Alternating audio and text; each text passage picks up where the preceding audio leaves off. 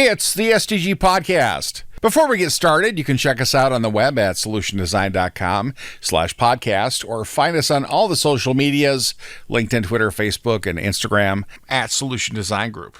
All right. We are recording. Back again for another podcast. Gentlemen, thanks for joining us today. With us, as usually, is Peter Lawrence, Chad Jutner. Hey, and that's Otis in the background, if you can hear him. He's Otis Jutner, the third. And Steve Bunda is back from the Boundary Waters and back on the podcast.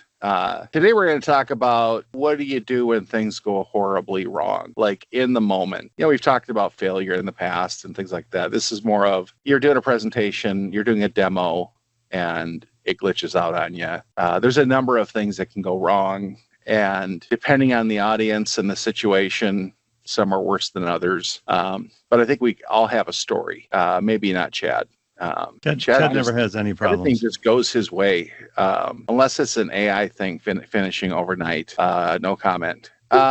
Even that kind of was a fun story to tell. And we learned a lot. That's right there. Those are nuggets of wisdom. That's a way to look at something is important, because when you're in the moment, and what I found is you have that panic, especially when you're doing a tech demo, like when something doesn't go right and you have that. I got to ask Steve. So Steve, you're joining us from more of a non-programmer aspect of things. Do you have the same just drop into the pit of your stomach when something goes wrong in a demo, even though you're not necessarily responsible for having coded it or anything like that? You know, I haven't had anything go terribly wrong during a demo, but I think that's because I accounted for the potential, and I stole a line from a friend of mine when he was doing a demo. Because when something did go wrong, I said, well, like a cooking show, I've already prepped this ahead of time and taken screenshots, and so I brought that up as my backup.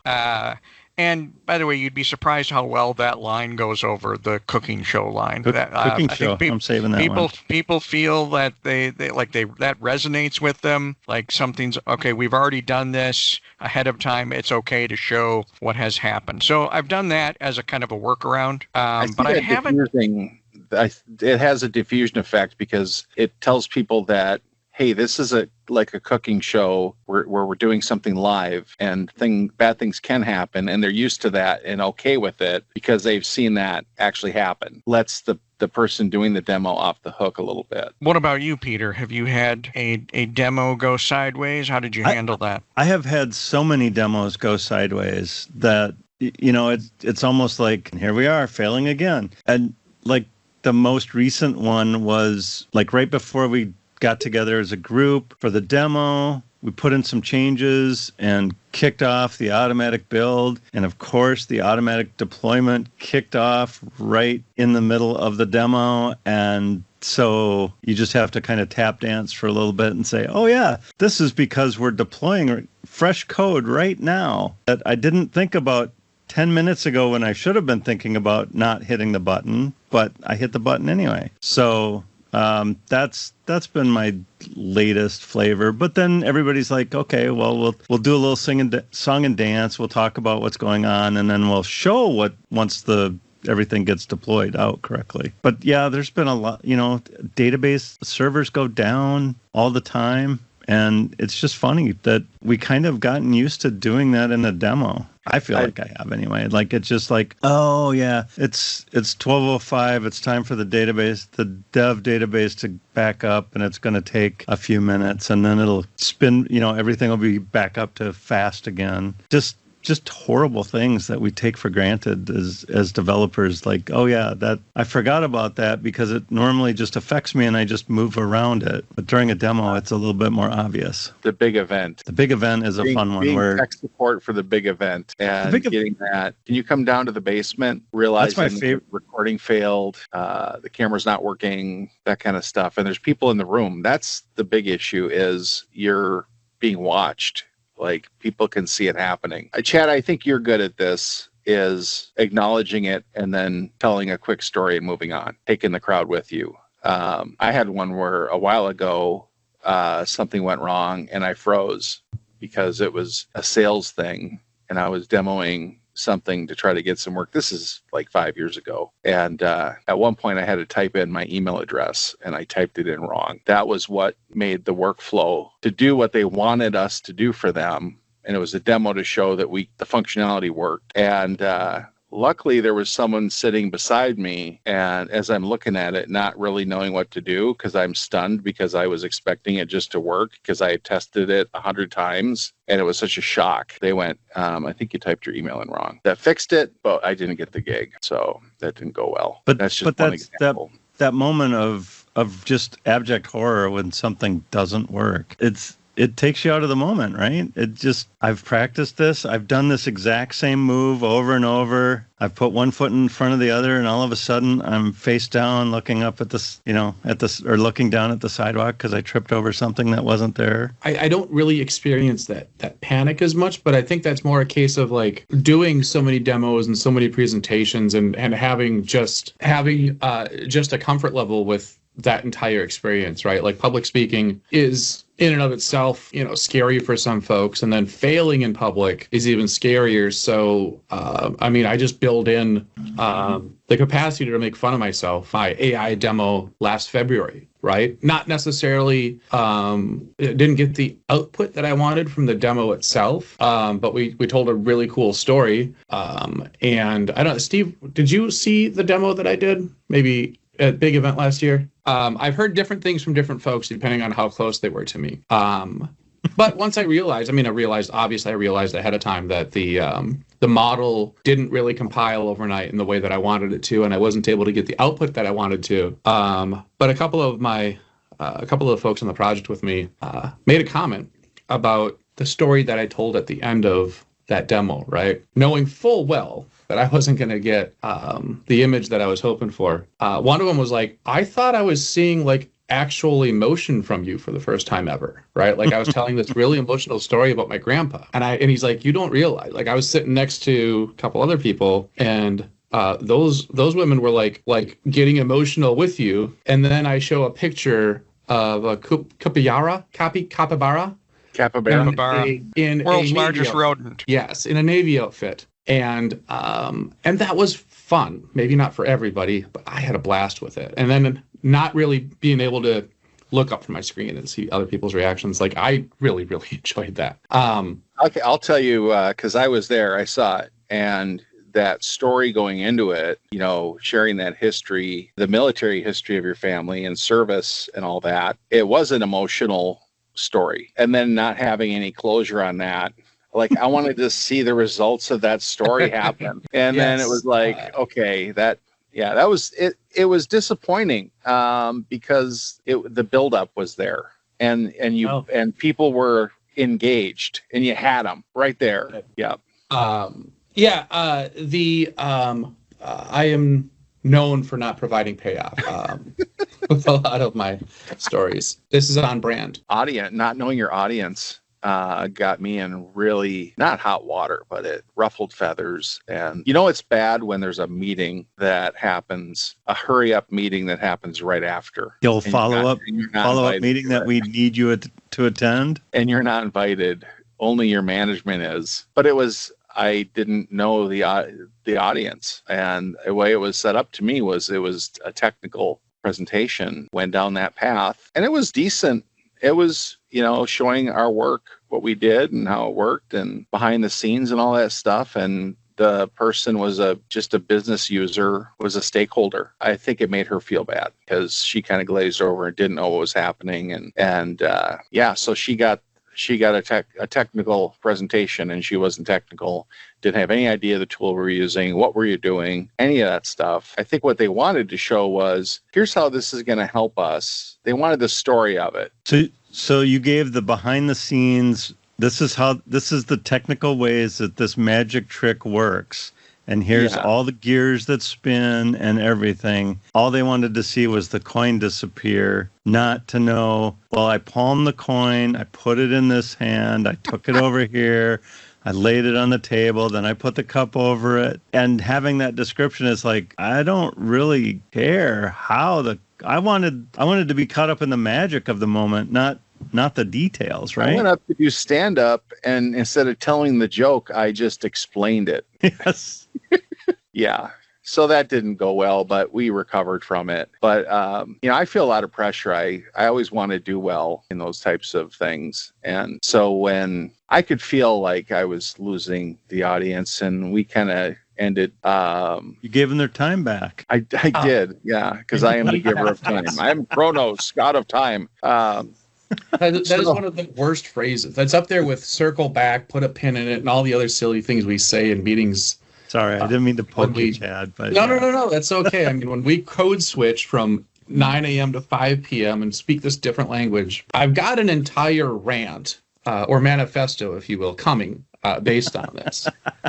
But based on having time returned to you? Just based on the way we talk at work. And that's why I get keyed up sometimes because anyway, that is an entirely different podcast and an entirely different thing. I just think it's so silly. Kyle, you mentioned sort of the size of the audience in relative to like doing things under pressure with the big event and stuff like that. The size of the audience probably plays a big role in how far south something can go, right? Sometimes, but sometimes it's almost like, well, there's so many people, I don't have to really worry about any, specific person getting mad at me. They're all mad at me, so it doesn't matter. The deed is done. I had, I was giving a presentation at SharePoint Saturday one year, and I like to record my presentations. And so I had my camera set up on a tripod, and Ben Story was sitting next to it. And he kicked it over halfway through. And I had to go stop what I was doing, go get it set up, go back. But then it gave me a lot of material, kind of cheered up the crowd, brought everybody back. I made fun of Ben, which is always fun for everybody. Absolutely. But that kind of stuff, that's easy to recover from. When something goes bad and there is no recovering, like it's just not going to work. And I think that's the worst. Hey, so Steve, talk about your experience with this. I mean, you're in slightly different role, but not that different, right? Like you still do all of our, agile ceremonies and everything else. And when those don't go well, like I actually kind of feel this because you have to probably perform a little more than the rest of us, right? Like you've got to own a lot of this. And when those go south, like does it happen for you, first of all, like maybe a valid question. And does it happen for you at this point in your career? And does it still, I remember early on in my career, this stuff stung a lot more. Now it doesn't really, like any kind of, failure or bad demo or whatever, like, oh, well, it was a bad demo. Move on, right? So are you thinking like sprint reviews where you're demoing what the team accomplished in the last 2 weeks or whatever? I haven't had too many things go sideways there. One time the person who was giving the demo was having a minor medical issue during the demo, and it was going off the rails.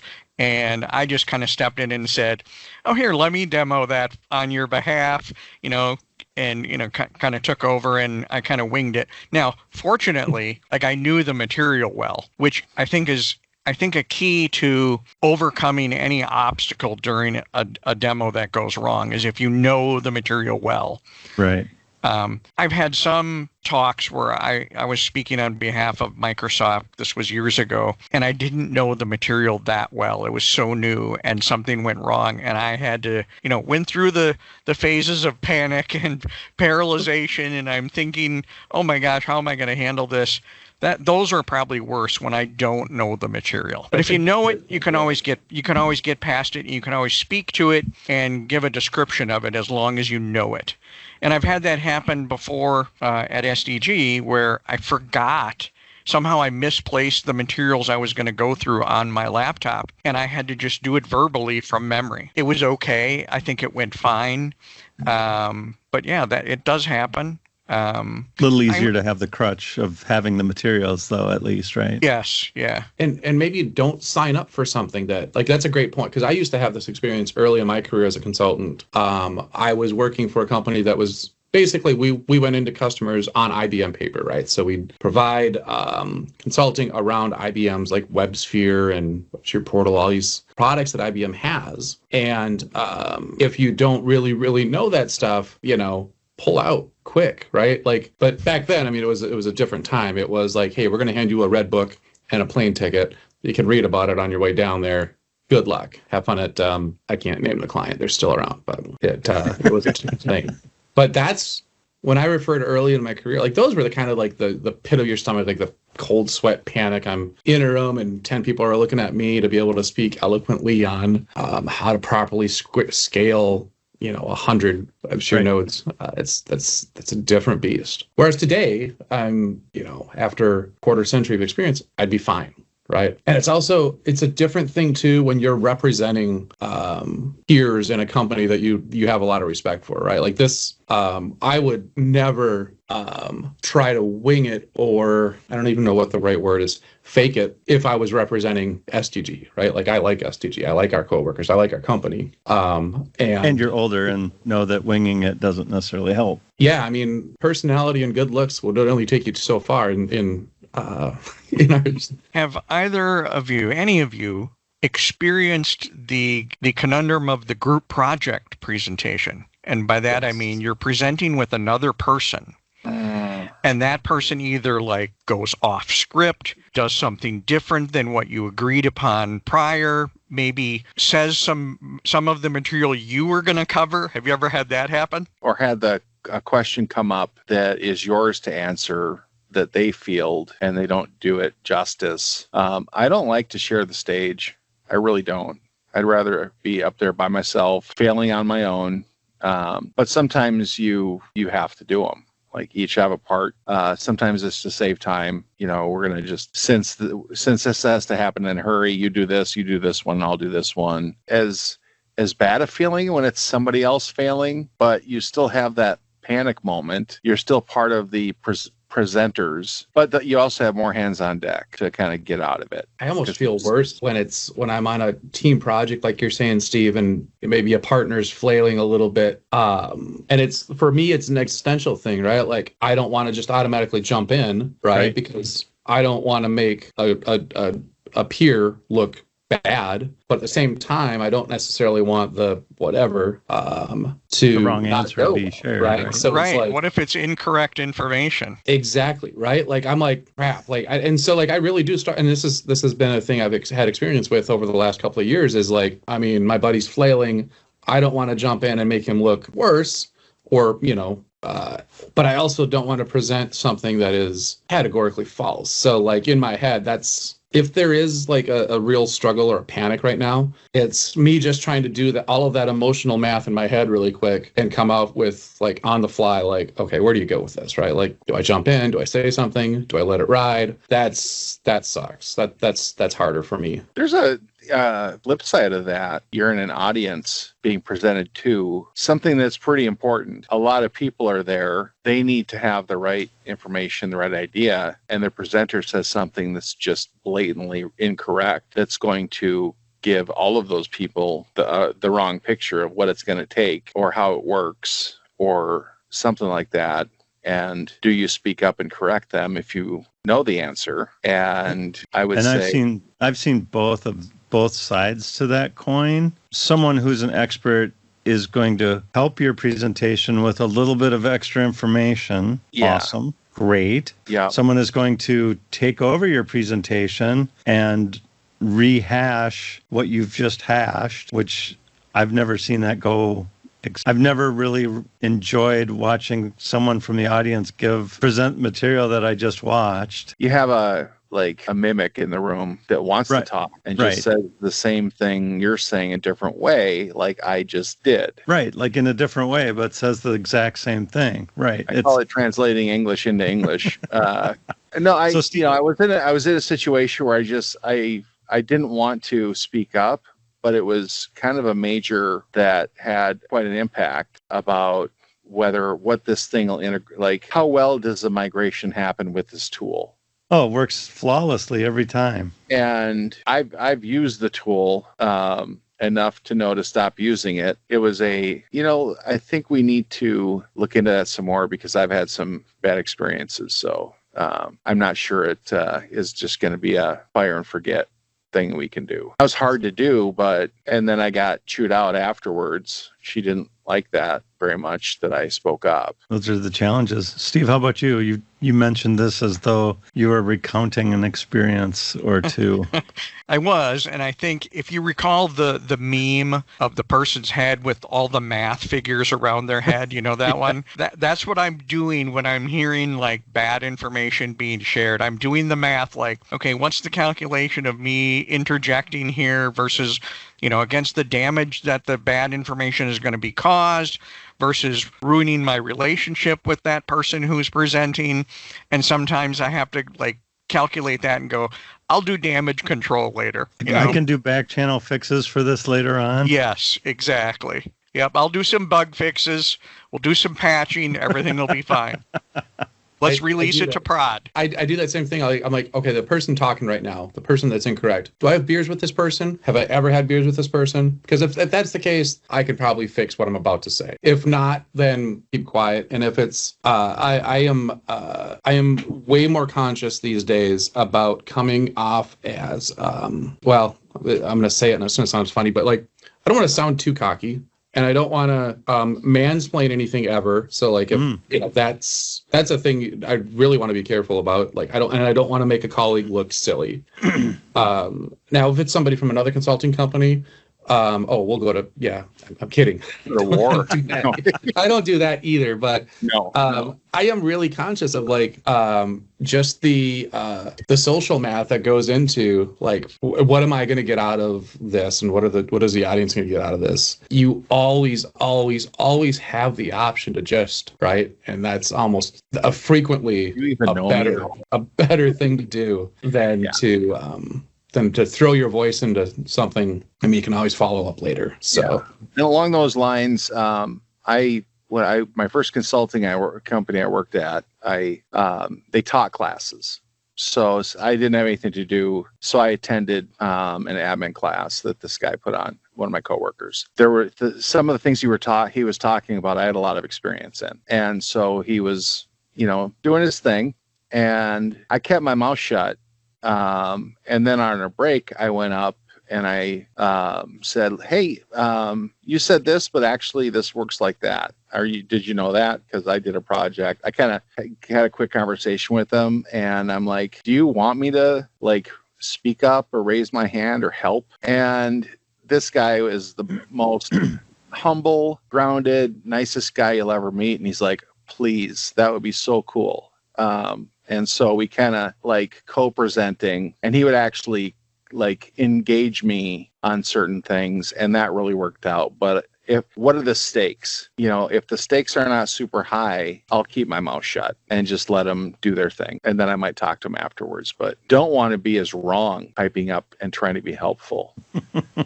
Hopefully wrong. How about this? How about your like getting questions after slide 1 about slide 10? So somebody's sat on it for 9 slides. You just start talking and someone has 50 questions about your entire presentation that just come out. That's one of those. I think it's an easy thing to deflect, to say you're 10 steps ahead of me. We'll get to that.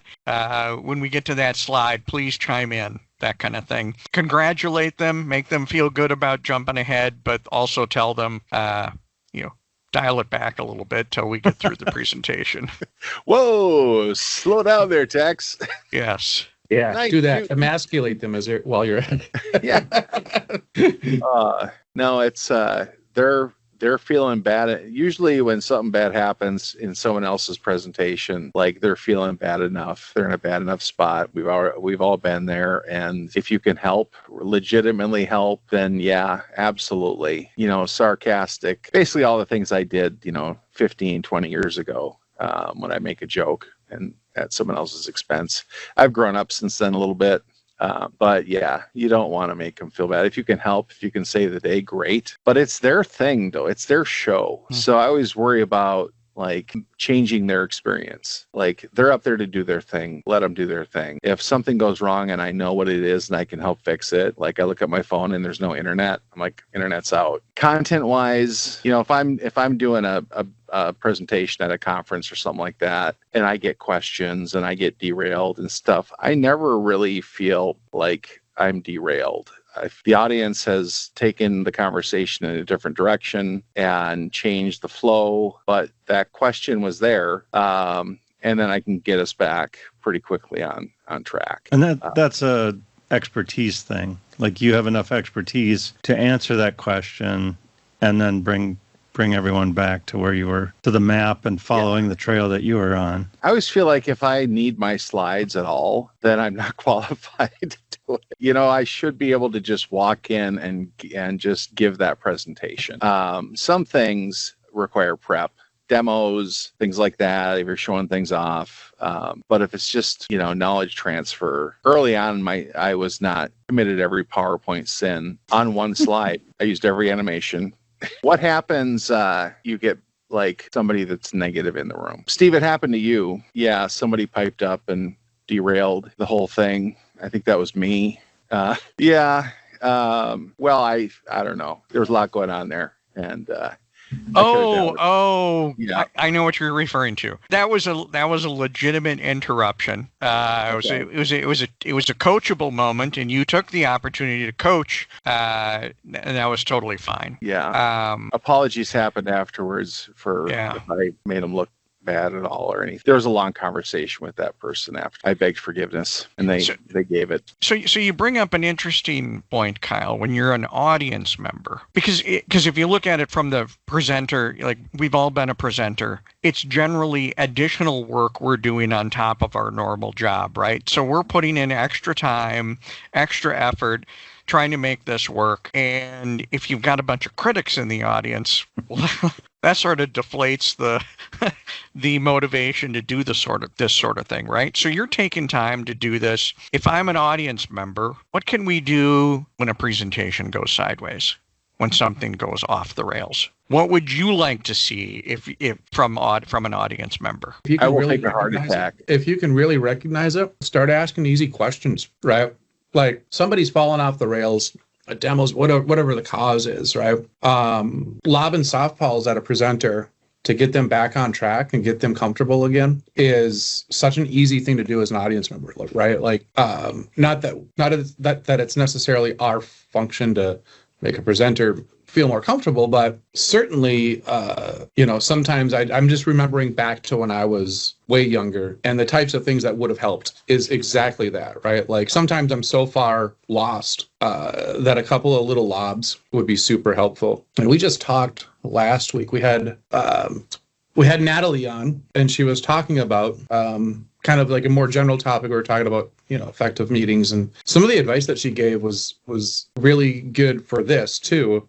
She quoted Craig Ferguson, one of the best late night hosts and comedians we were ever given. And Craig Ferguson actually had just 3 things that he would say when it comes to when to speak up. And the first one was, does the thing I want to talk about need to be said? Does it need to be said by me? And does it need to be said by me right now? And that, I feel, is when we're talking about, as an audience member, do I really need to say it? Do I actually need to say it? No, do I actually need to say it right now? Is that going to help at all? At our stages in our careers now, we could actually probably recognize, especially with younger generations, somebody flailing through one of these things, and we could be a lot more helpful. We could be a lot more proactive by just pitching them easy, not like insulting, but like helping to reset something that's some sort of train wrecks, get it back on the tracks to whatever degree we can. That would be really cool. I would have appreciated that.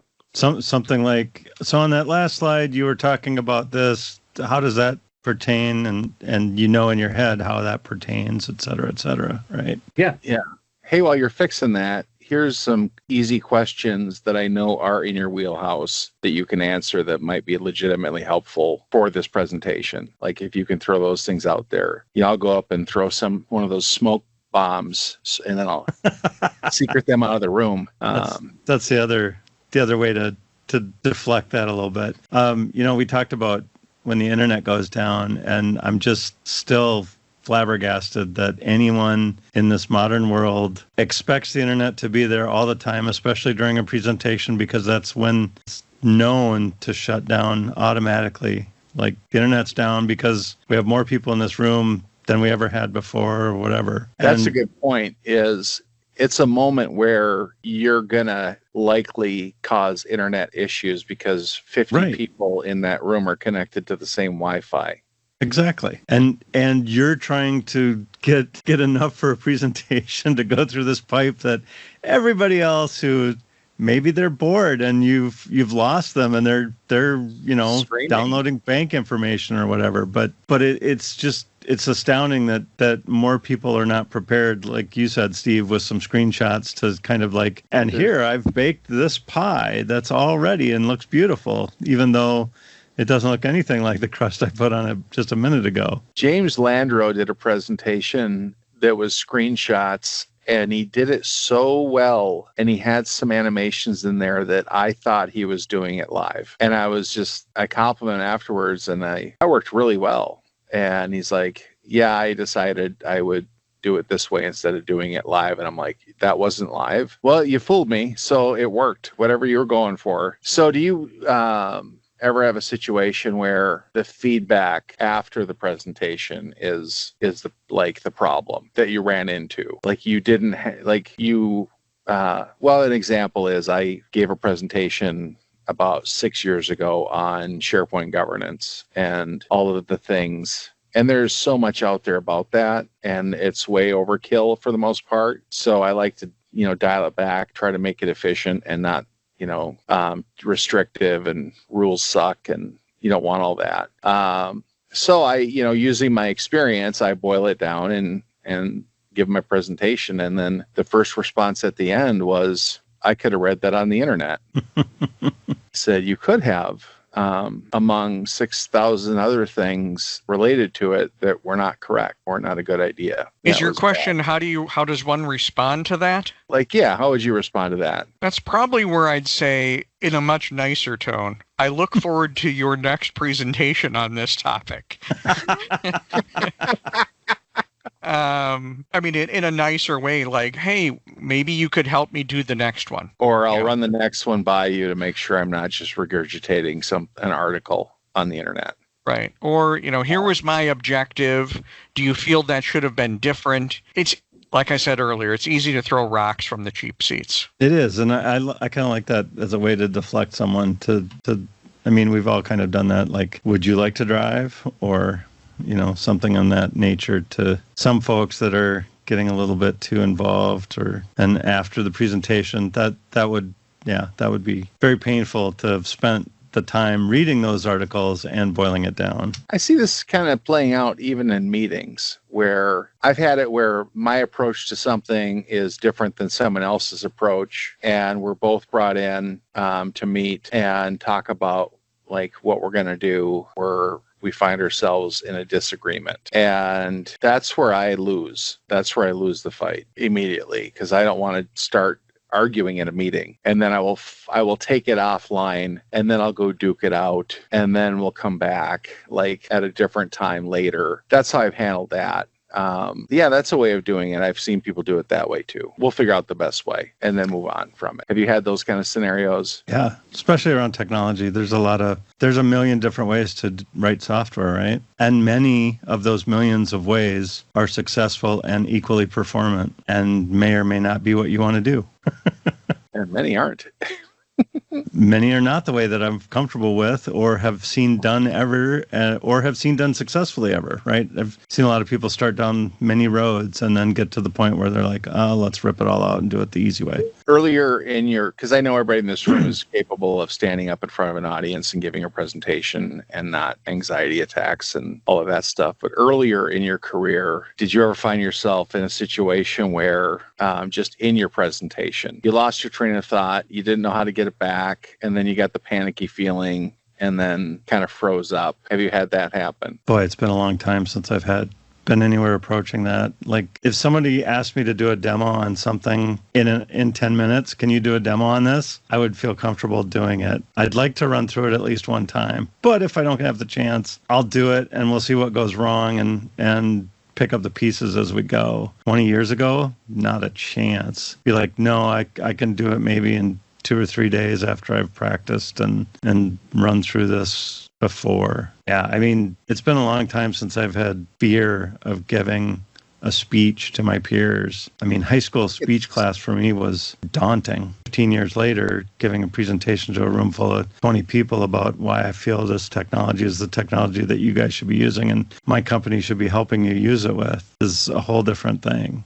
So, and I don't know what happened in the intervening years, but I'm glad it did, because I wouldn't want to be that anxious every single time. Being up there and just shaking uncontrollably would be really a lot tougher. I would have some that would keep me up at night, but what I found is the better prepared I am ahead of time, if given the opportunity, the less anxious I am about it. And then I have to remind myself that I've done this 100 times, and the guy that has 100 of these under his belt is going to be the one giving that presentation tomorrow. He's gotten through all those, so get through this one. If I fumble a word, the desire for perfection, you got to kind of set those aside and just go do your thing and hope it works out.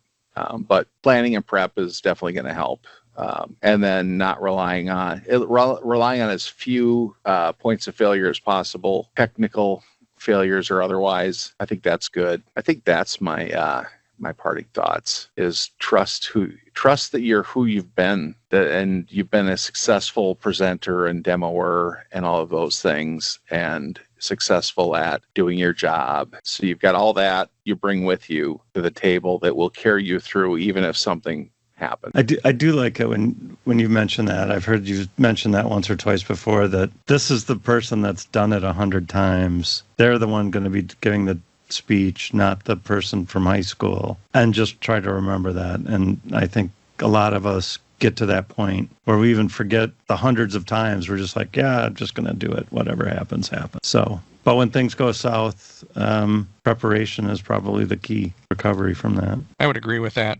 I would say probably in the early days of my career, I would take on presentations, let's say, about things that I didn't know as well. I can do this. And whether I was trying to prove it to somebody else or prove it to myself that I could do it, right. I no longer do that. Like, I don't need to prove anything to myself. I'm only going to present on things I know well, or at least minimize my presentations on things that I don't. And I did one this summer. I did well, basically, it's not a presentation, but I had to speak in public on something that I had never done before. And my solution was, as you said, Kyle and Peter, preparation, run through the talk multiple times, feel comfortable with it, and then minimizing the potential problems. I became a dungeon master, and I hadn't really done it. I did it once like a billion years ago. And I prepped a lot, and I still needed help. Luckily, Steve was there. So now we're talking about D&D, and hold on. Yeah. Let's hear Chad's parting thoughts first. I don't know. I just think, being prepared. If this is something that gives you like this existential dread, right? Like, hey, I'm going to give a presentation, and the only thing you can think about is failing. Do it anyway. Get through it. And do a lot of them, and you'll be fine. Do public like that, being the voice in the room, like there's a lot of benefits to doing that. Make all your mistakes early, and you'll get better. So if you're not used to doing it, it sucks for a couple of years. Unless you are a sociopath, it should feel uncomfortable. So get through that. And then as you've seen it happen, it will become, and honestly, maybe failing horribly a couple of times, probably the best motivator to make subsequent presentations, demos, whatever the hell you're doing, smoother, because you'll know that feeling and you'll work a little harder to avoid it. But yeah, just get through the first handful and don't worry about it. I remember going through Toastmasters and having some of that experience and having those early speeches. So go through, do something that's inconsequential. It doesn't have to be the most important meeting of your life to start out as your first presentation. Have it be something a lot less important. Take on those demos. Offer to do the demos for your small group, during your Agile presentations. I think that's a great way to start. We've been doing called SGG Presents now. We used to call it Communities of Practice, but giving people an opportunity to do a presentation for the people in the company. And then we do a big, why we've talked about that. We've done podcasts about it. But through that, having been doing it for so long, there's people that I mentor along the way. When you see the difference, it's amazing. It brings you so much joy to see how much that person has grown, right, and how much more polished they are. And yeah, it's just got a couple of people that are out there doing this stuff, and they do an amazing job. And they didn't when they started, and I didn't when I started. And neither will you. Steve, any parting thoughts? No, just thank you for inviting me to the party. Yeah, and thank you for being here on incredibly short notice without any prep. That's right, no prep. Steve, what lake are you in? I'm sorry, what was that, Chad? What lake is in the background? That is a lake up in the Boundary Waters, where I was this last weekend for a very short but cold fishing trip. Oh, okay. So just outside of Ely. Just outside of Ely. Yep. Nowhere near where we go in January for an even colder fishing trip. Correct. Okay. Winter camping. All right. I think with that, we'll shut it down and say goodbye, everybody. Thanks for listening, and thank you, gentlemen, for being here today. Goodbye, everybody. Goodbye. Solution Design Group is a digital product consultancy in Minneapolis. Check us out on the web at solutiondesign.com or look for us on Facebook, Twitter, LinkedIn, and Instagram at Solution Design Group.